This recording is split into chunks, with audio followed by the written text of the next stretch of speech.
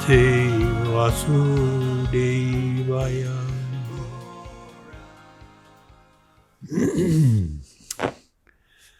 Hari Bol. Hope everybody is well.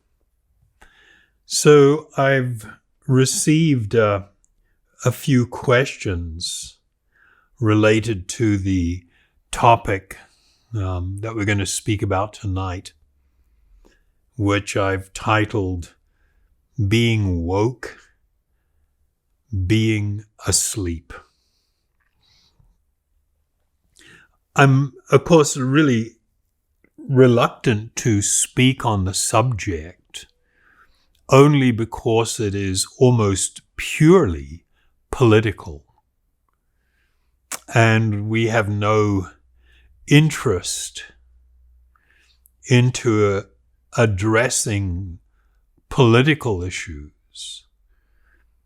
But what we do want to speak about is spiritual issues and the idea of wokeness, which is compared to enlightenment, being enlightened, as opposed to somebody that is asleep or from a spiritual perspective in ignorance. So this term woke and wokeness, its usage is pretty new in the world forum of, political discussion and social issues. But it actually was used about 90 years ago, almost, in a similar sort of context. But now it's become highly connected to a political and social ideology. And when I say a social ideology, I'm speaking about that within the context of it being highly political in nature. Speaking about politics, unfortunately, politics is really defined as the activities associated with the governance of a country, especially, the nature of the debate between political parties.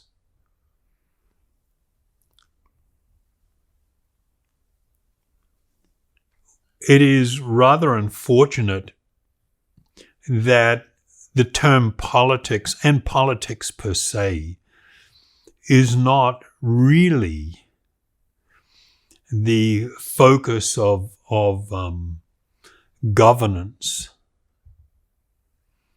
I mean, when you look at governance in the world in the corporate world, that would be like management, company management. And governance is now often not at all associated with just how to run the management of a country in the most efficient manner. It's very highly tied to other kinds of meanings other than governance.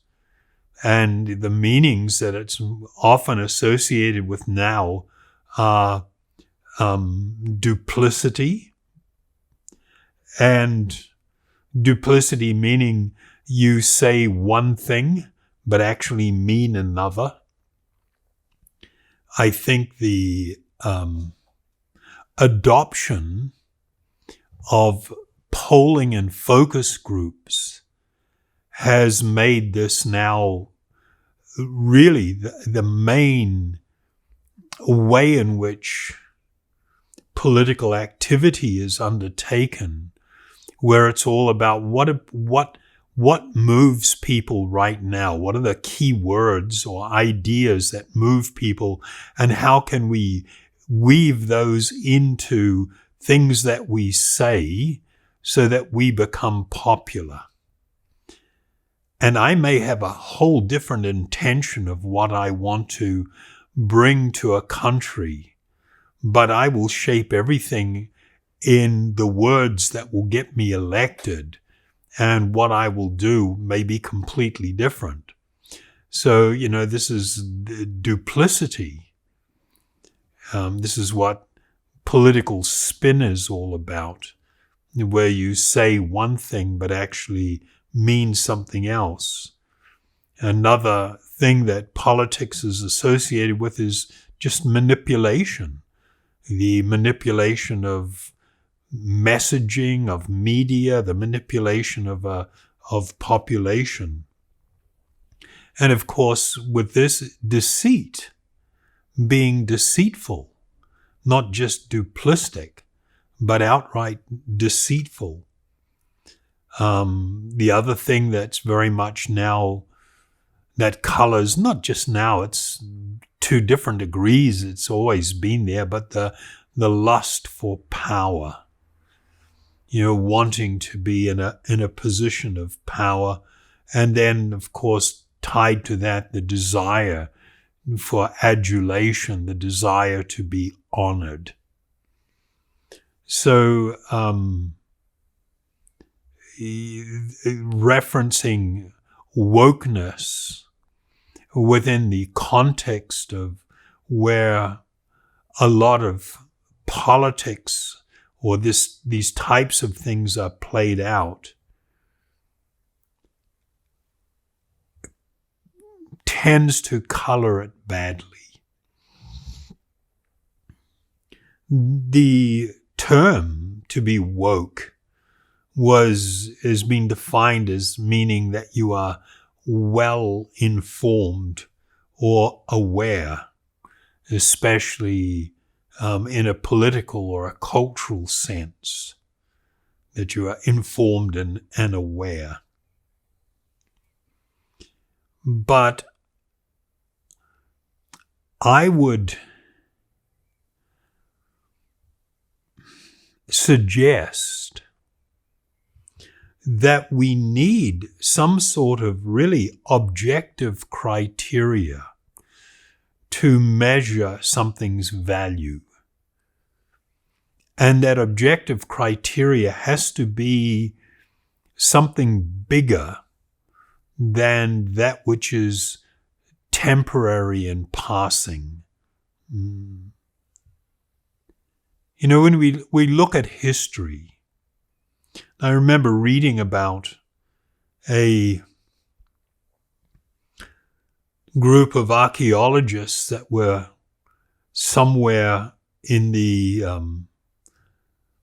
area of Iraq or Iran, what they were often referring to as a cradle of civilization, and excavating and finding a buried city, and then wanting to dig further to find what was buried, to give a better understanding of the population that lived there.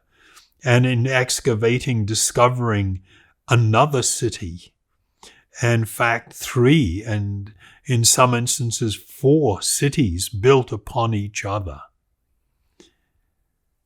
And I think that for the average person that considers that, it'd be incredibly humbling that with the passing of time, whole societies, civilizations were swept away and covered over with shifting sands and dirt, and a new city, a new civilization arises, and that in the course of time is also swept away or buried.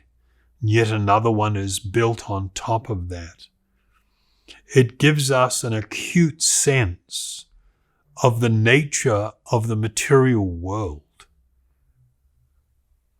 And I think it's important to have that kind of a sense of the constantly changing and temporary nature of things here.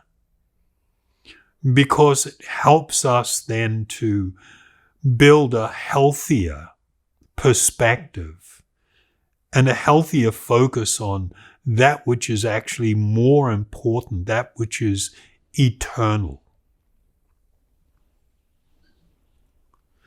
In relation to the topic that we're going to be discussing,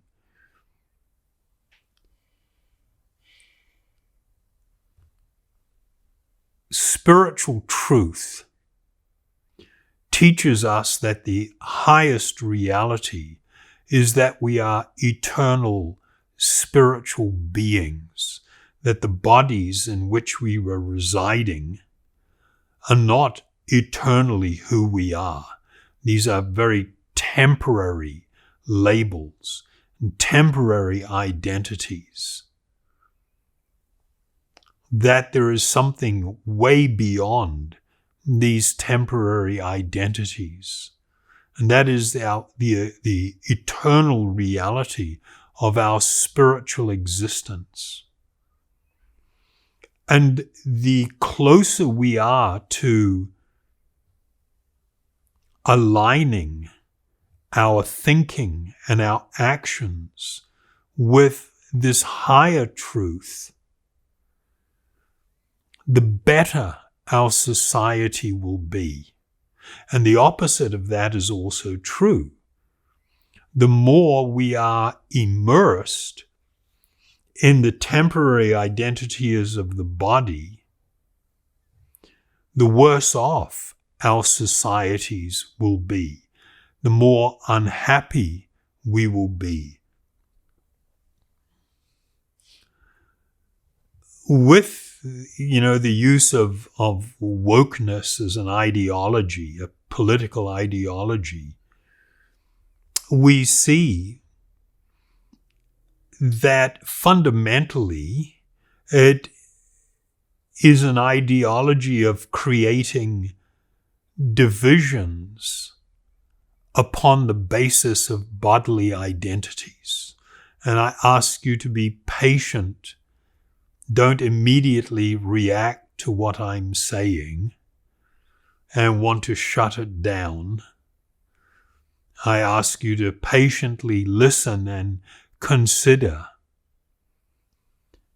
I promise you that it will be in your best interest to do that.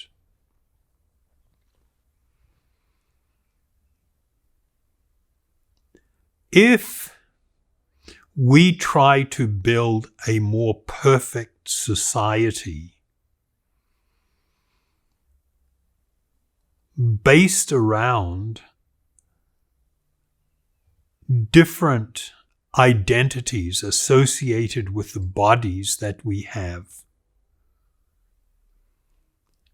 we are heading towards what historically is known as tribalism. And we all know that in societies that are governed by tribalism, where you create divisions based on the basis of bodily identities, I belong to this group or to that group or to this ethnicity or to this language group or this identity, if I endeavor to function as a society based upon these divisions, it has never brought about anything of tremendous value. I am not saying that we need to erase different bodily identities and different cultural or heritage,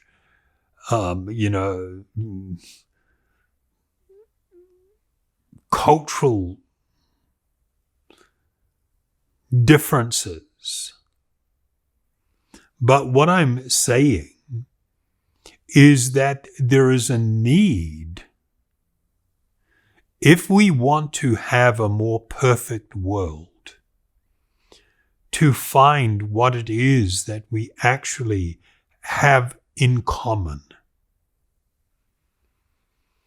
If I am going to be absorbed in dividing people along racial or cultural or gender lines, and then begin to examine the different groups to see if there is an equality between them, and if not, to seek to punish those who may be more powerful and to tear them down so that we all become more equal. This is utterly artificial.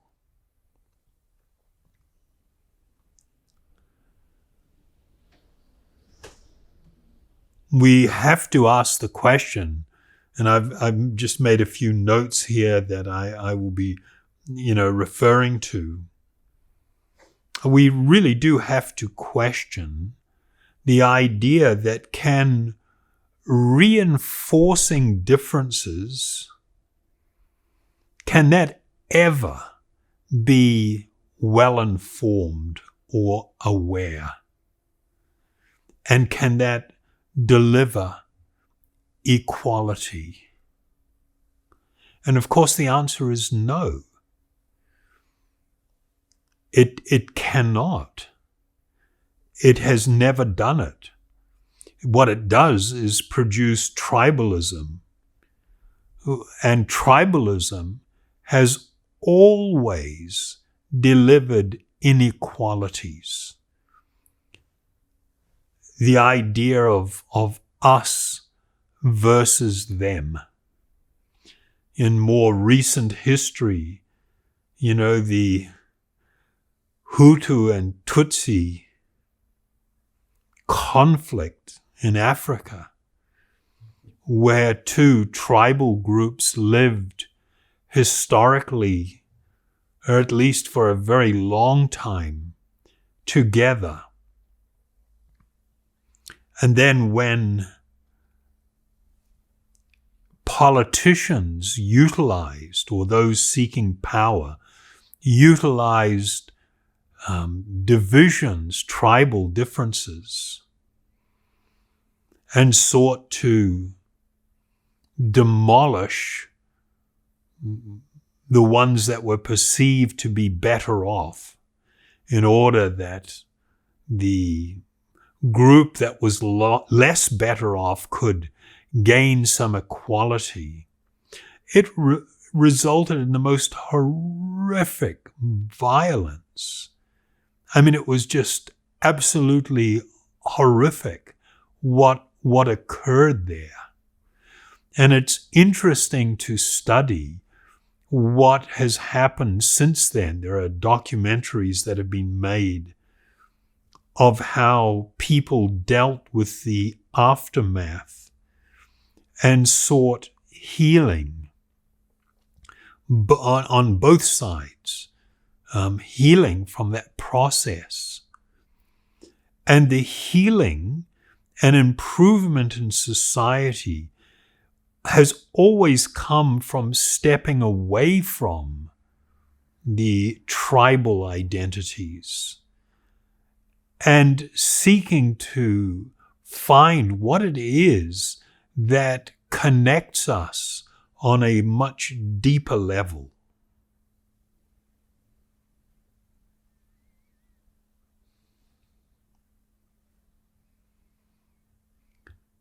If we are going to be guided by spiritual principles in approaching the subject of equality, then at a bare minimum, we must be guided by a foundational principle that our equality comes from a shared humanity, that we are all entitled to human rights, not rights of one group or one tribe over another one. And that, of course, the other flip side of that is not persecuting different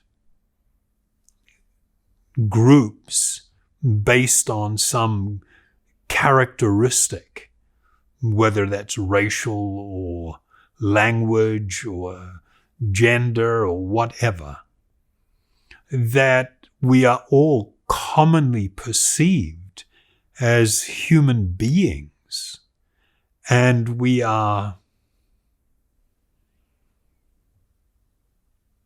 respectful of human rights, rights that all of us have. In this era of now wokeness and all of the new racial tensions that are bubbling up, that are utterly destructive, Martin Luther King is no longer, even though there is the lip service, his ideas are no longer considered to be ideal or something to be aimed for. And I've seen situations where any non-black individuals who quote Martin Luther King are instantly accused of racism because he belongs to one group and only one group can quote him. And it's just like, you've utterly missed the point, because he strongly advocated another idea.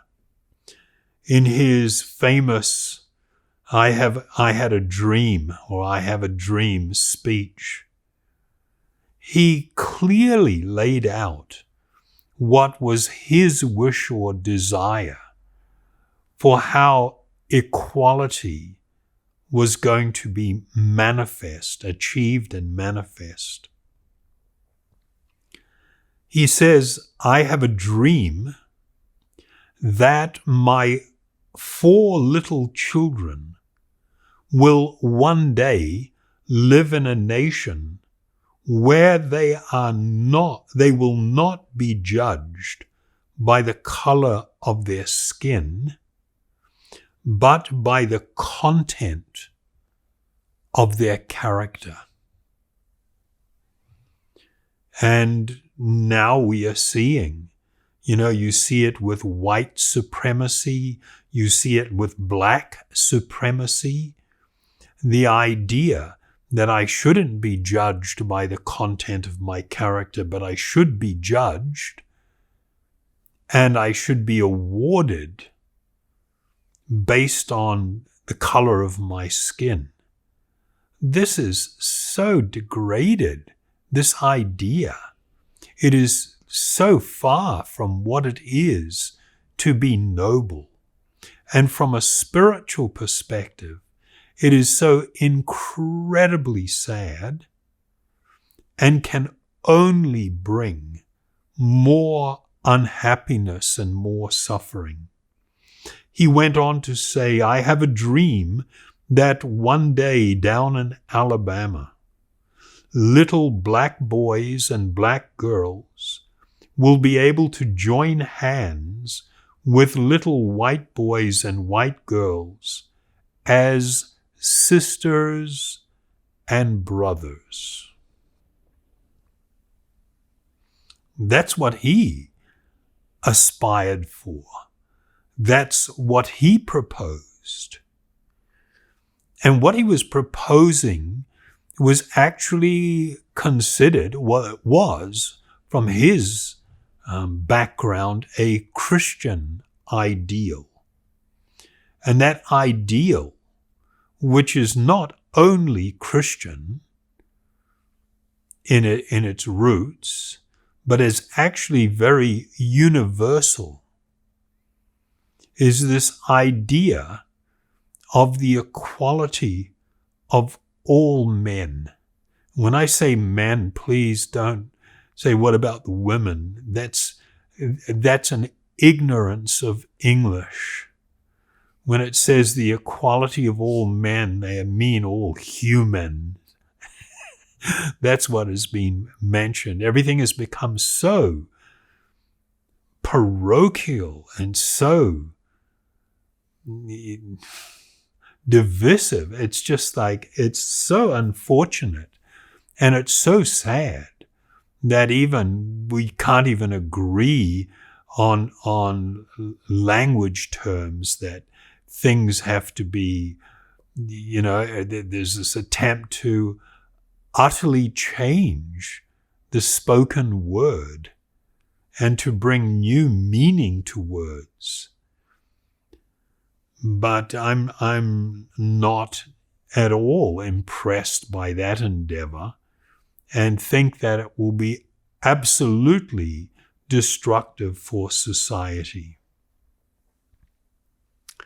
In the Vedas, this understanding of equality was considered actually paramount for anyone that was endeavoring to develop spiritually. There is a verse in the 6th chapter of the Bhagavad Gita where Lord Krishna states, he is a perfect yogi who, by comparison to his own self, sees the true equality of all beings in both their happiness and their distress, O Arjuna.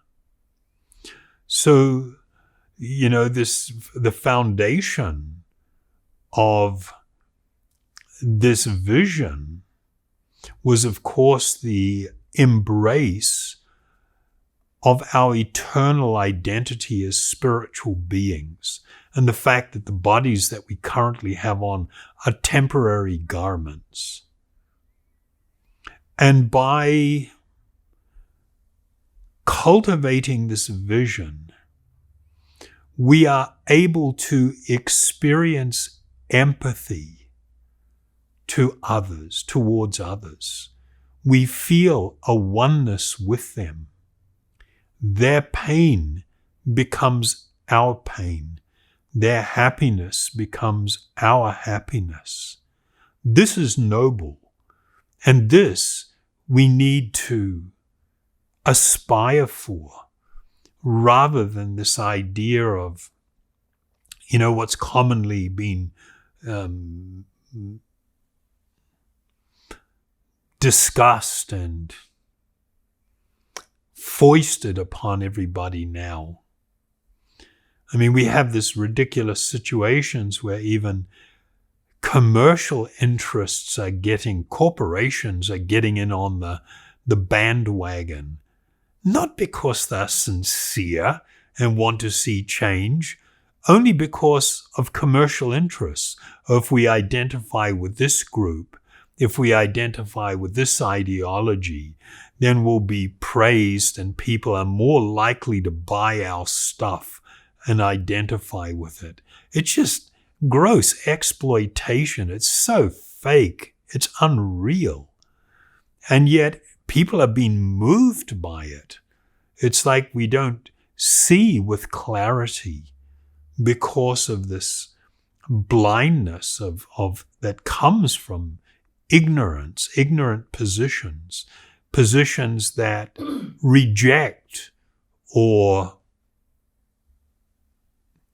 don't incorporate actual spiritual truth, the truth that lasts, not temporary realities that are one way today and another way tomorrow.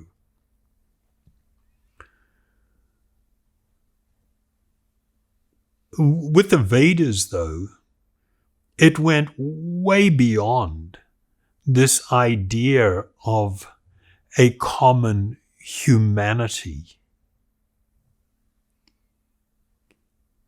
Humanity can become the basis for speciesism, where I feel because I have a human form, therefore I have a right to exploit and to abuse other living beings.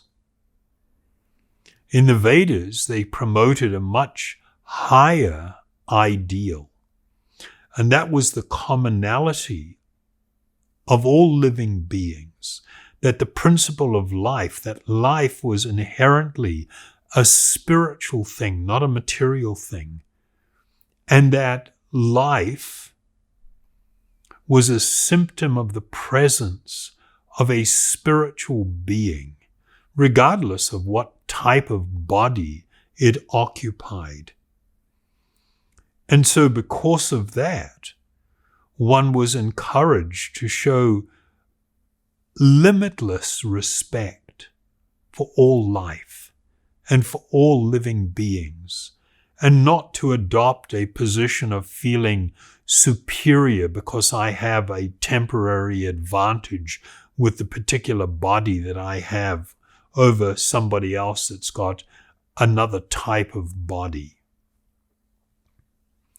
There's another Bhagavad Gita verse from the 5th chapter, the 18th verse or shloka, that speaks to this reality, where it says the humble sages, and I'm just going to pause there for a moment. We have, this idea of sages, sagely, someone that's a deep thinker and who sees with incredible clarity, that is overflowing with wisdom. And because they are wise, they are also humbled by how they see things. And so you have this adjective, the humble sages. To be arrogant or proud and to be a sage, that was not compatible. To be arrogant or proud was an indication of a lack of intelligence, a lack of clarity in seeing things. And so to be a sage meant that one was deeply humble. So it says the humble sages, by virtue of true knowledge, see with equal vision a learned and gentle Brahmana. So a Brahmana, they were the priests in society. They were also the educators. They were the intellectuals. They were the top scientific people, the big thinkers. And here it's referencing, somebody that has these wonderful characteristics of being both learned and gentle, a Brahmana. One sees with equal vision a learned and gentle Brahmana, a cow, an elephant, a dog, and a social outcast.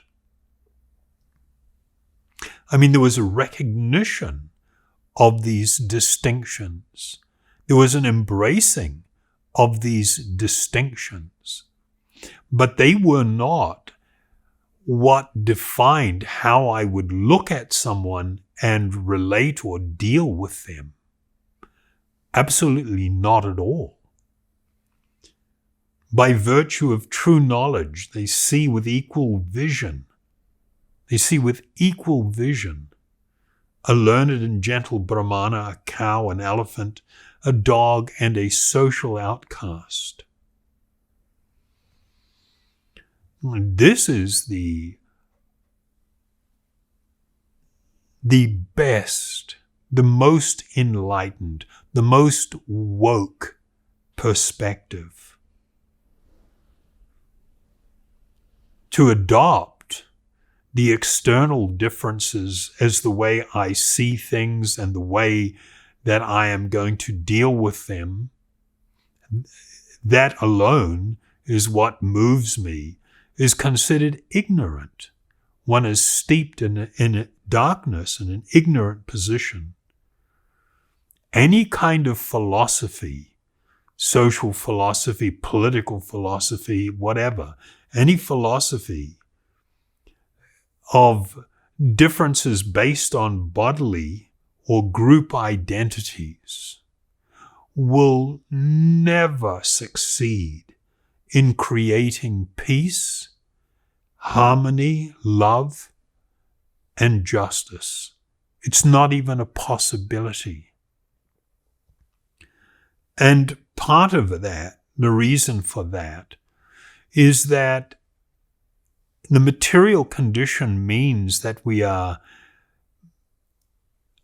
stuck with both a higher and a lower nature. The higher nature is the nature that is tied to our spiritual identity, and the lower nature is the nature tied to the bodily identity. And if one becomes more absorbed in the lower nature, they tend to be abusive, angry, exploitative. These are the characteristics that manifest from this lower nature. When one becomes more aligned with and absorbed in the higher nature that ties to our spiritual identity, only then can one begin to live and to move on a path that will actually make it so that one can become peaceful and experience harmony and love and be very moved by the idea of actual justice. In another verse from the Bhagavad Gita, it speaks to the subject, says, thus knowing oneself to be transcendental to the material senses, mind, and intelligence, one should control the lower self by the higher self, and thus by spiritual strength conquer this insatiable enemy known as lust. So lust here doesn't just speak about what's commonly thought of in the West, the sexual desire, but this is the tendency towards self-centeredness, the tendency towards selfishness. Because the more selfish and self-centered I become, especially when it's based upon a false bodily identity, the more I am prepared to inflict pain and suffering on others in order for me to get what I think I want and what I want to try and enjoy. The Bhagavad Gita also speaks about an idea that is described as the difference between night and day. Of course, the difference between woke and asleep. In another verse, it states that what is night for all beings is the time of awakening for the self-controlled. And the time of awakening for all beings is night for the introspective sage. And this speaks to how these two visions, the absorption in the bodily identity as being the self, and the absorption in the understanding of my eternal and real spiritual nature, is the difference between night and day.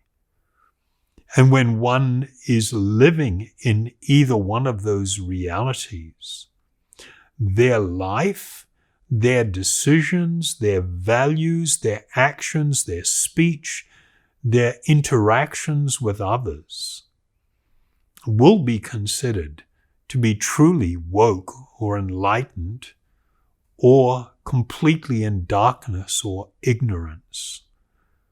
One of these conditions brings one towards, these ideals that I spoke of earlier, of peace, of harmony, of love, and of justice. One should never think that if somebody has done an injustice to me based on a bodily identity, that for me doubling down on their ignorance and their injustice, that me embracing that and doing it back to them is going to bring any good to anyone. Do we need to fight for that which is just? Yes, of course. Do we need to protect and stand with the those who cannot defend themselves? Of course, we are called upon to do that. But we are not called upon to behave. If somebody has behaved in a way that is cruel and unjust and based on ignorance, if we adopt the same mentality and do the same things, how are we making anything better? We are not. This is ignorance. This is misfortune. And of course, I don't know if I should say this or not. I'm probably going to get hate mail for it. In the Vedic principles, from the point of view of the greatly enlightened yogis and saints and sages, they fully embraced an understanding of what's called transmigration of the soul, how the living being at the time of death, if we are not in the right consciousness, will be forced to take another body and live another life in another body, adopting another kind of identity. This is referred to as reincarnation.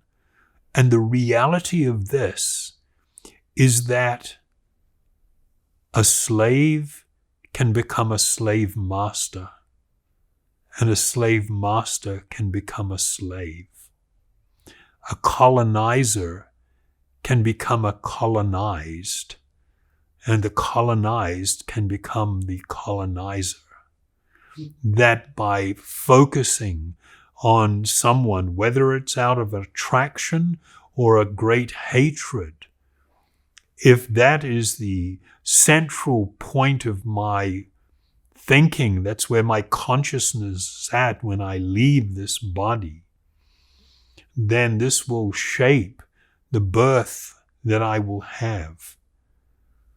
Just because I have a body that's of a particular racial extraction and a cultural heritage attached to it, doesn't mean that that is my eternal identity. Doesn't mean even in my previous lifetime that was what I was doing. And from that perspective, which is kind of quite shocking to think of, then, one would really question whether if we adopt political ideologies and racial ideologies and gender ideologies as what's driving us and thinking that we're woke, it could be that we are actually asleep at the wheel. We're driving down the road at great speed, thinking and dreaming that we are awake, but we have lost control and been asleep at the wheel. The potential for great unhappiness to unfold from that is very real. So these are deep thoughts, and I ask you to in great humility to consider them and not to become swayed by materialism and materialistic ideas. We need to courageously embrace that which is heroic, that which is right, that which is spiritual, that which is true. We need to pursue harmony. We need to stand in defense of the defenseless.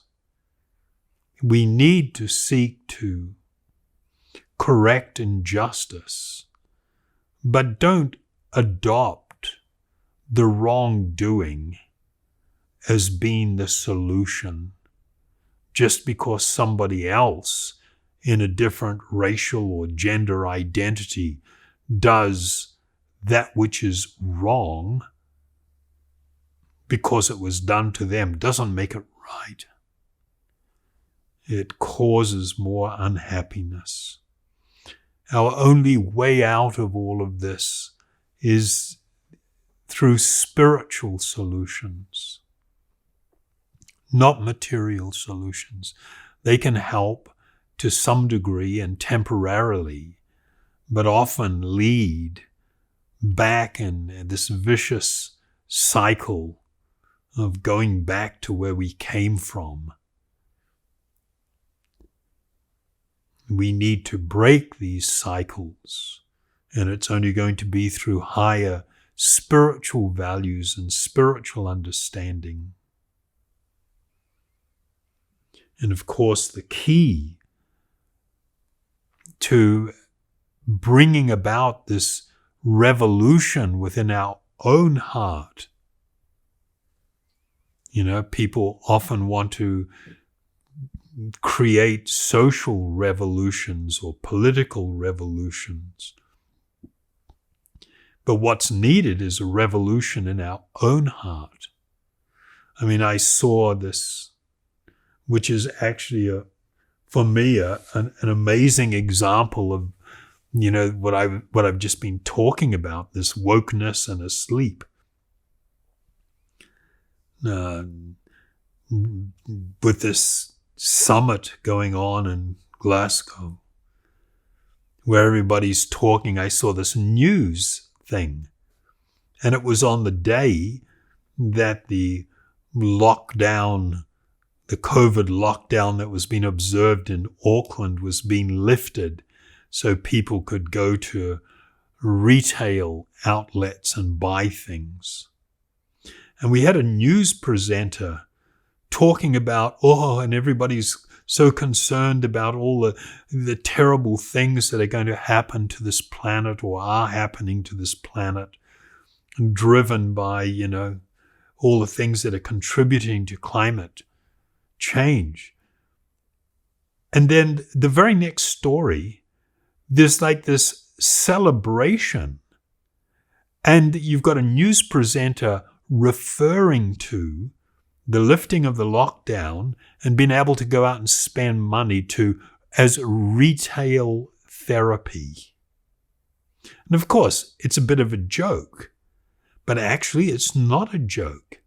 It's like, don't you get the connection that you're all worried about the climate and what's going on in the world, and you don't understand that it's been driven by consumption and states of consciousness? It's not just energy usage. It's the fact that we've all been just turned into greedy little consumers that are just constantly trying to fill up this emptiness within by buying and consuming and experiencing different things, not having any higher purpose and value other than being enslaved to an economy and just continuously working so that you can feed more and more money into the people selling goods and services. Just like, it's shocking. People think it's enlightened to be all concerned about the environment and the climate, but then they don't think that it's ignorant to be pushing, the opportunity to just go out and spend more money and consume more stuff. You don't even see the connection. And this is what happens when people don't have any spiritual underpinning, when there is not that clarity that comes from a spiritual perspective. So with that, ask you to join me in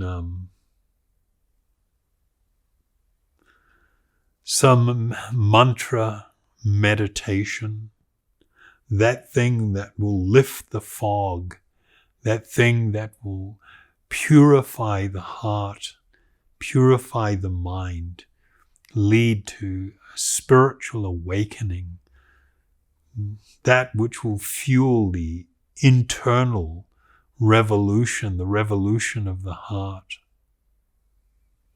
Thank you very much. Haribol.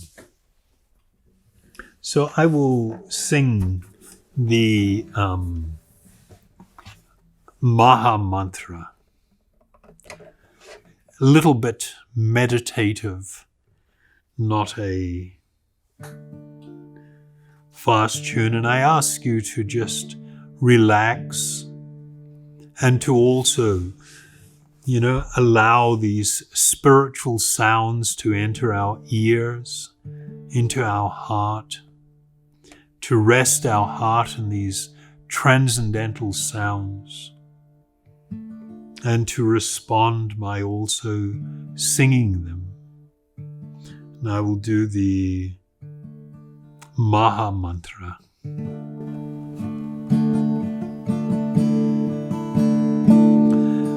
Hare Krishna, Hare Krishna, Krishna Krishna, Hare Hare, Hare Rama, Hare Rama, Rama Rama, Hare Hare, Hare Krishna, Hare Krishna, Krishna Krishna, Hare Hare, Hare Rama, Hare Rama, Rama Rama, Hare Hare, Hare Krishna, Hare Krishna, Krishna Krishna, Hare Hare, Hare Rama, Hare Rama, Rama Rama, Hare Hare, Hare Krishna, Hare Krishna, Krishna Krishna, Hare Hare, Hare Rama, Hare Rama, Rama Rama, Hare Hare,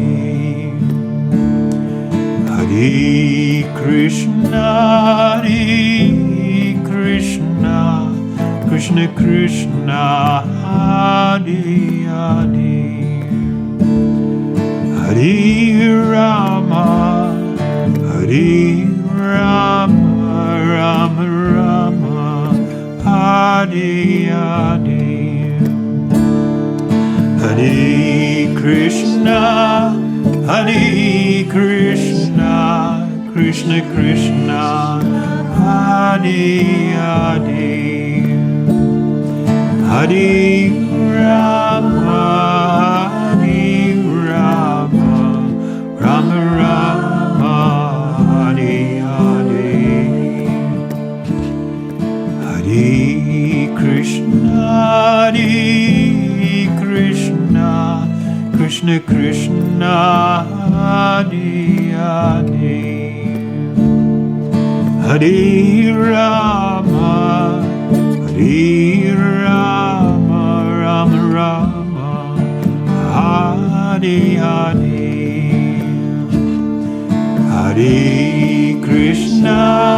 Hare Krishna, Krishna Krishna, Hare Hare, Hare Rama, Rama Rama, Hare Hare, Hare Krishna, Krishna, Krishna Krishna, Hare Hare, Hare Rama, Rama Rama, Hare Hare, Hare Krishna,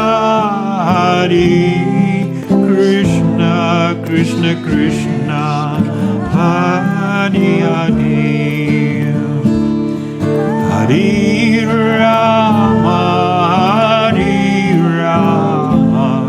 Rama Rama, Hare Hare,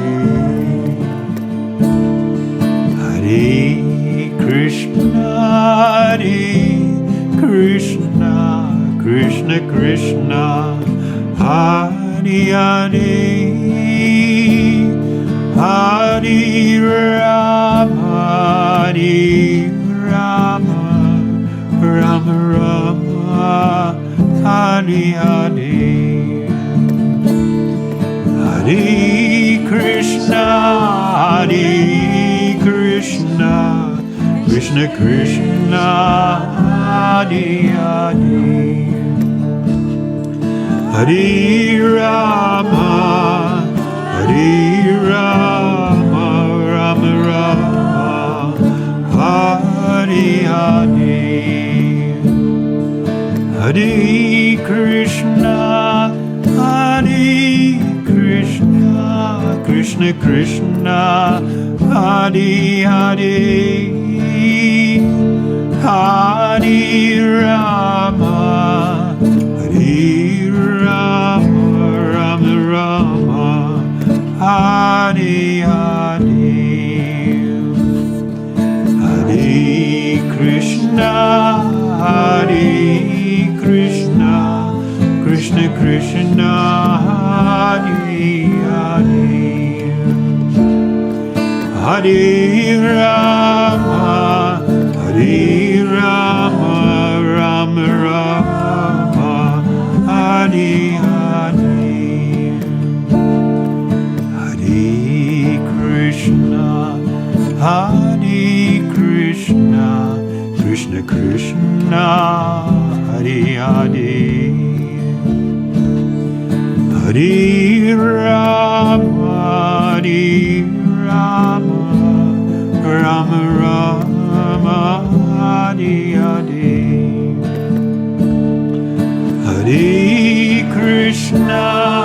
Hare Krishna, Krishna Krishna, Hare Hare, Hare Rama, Rama Rama, Hare Hare,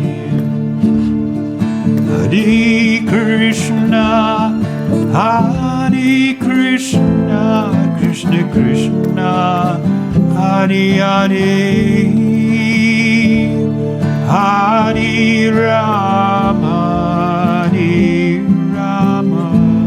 Rama Rama, Hare Hare, Hare Krishna, Krishna Krishna, Hare Hare, Hare Rama, Rama Rama, Hare Hare,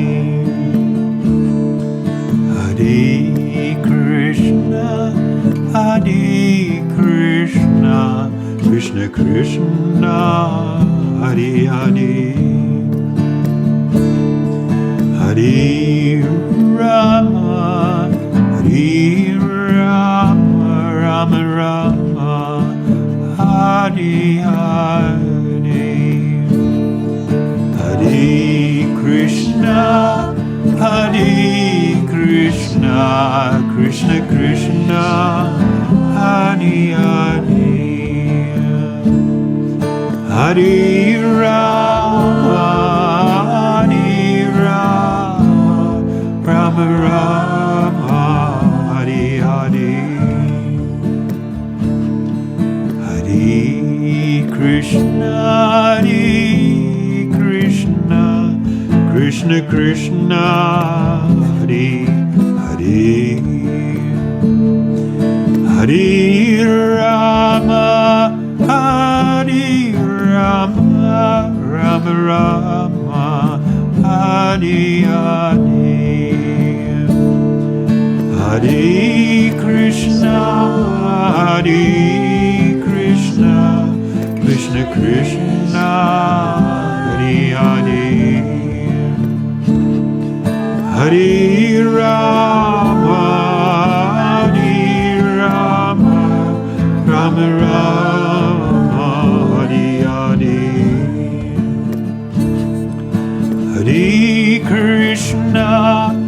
Hare Krishna, Krishna Krishna, Hare Hare,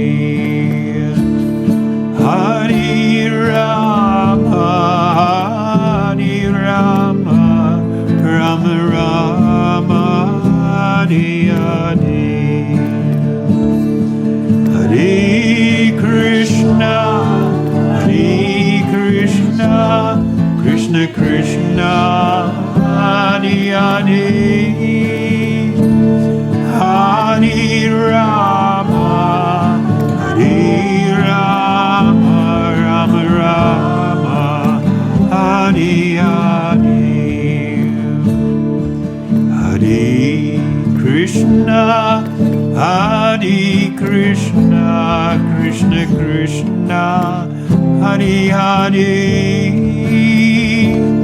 Hare Rama, Rama Rama, Hare Hare, Hare Krishna, Krishna Krishna, Hare Hare, Hare Rama, Rama Rama, Hare Hare,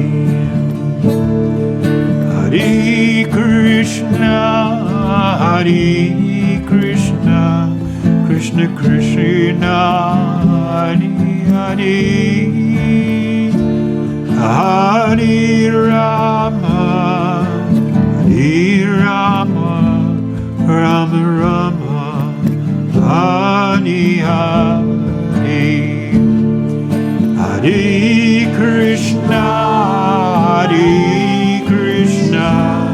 Krishna Krishna, Hare Hare,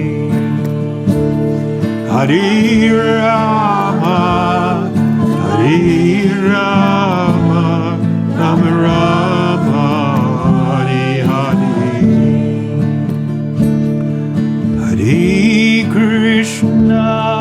Hare Krishna, Krishna Krishna, Hare Hare, Hare Rama, Rama Rama, Hare Hare, Hare Krishna, Krishna Krishna, Hare Hare,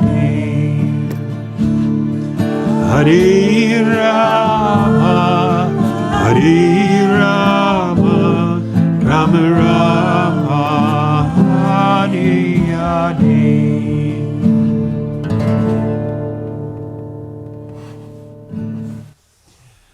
Thank you very, very much for joining us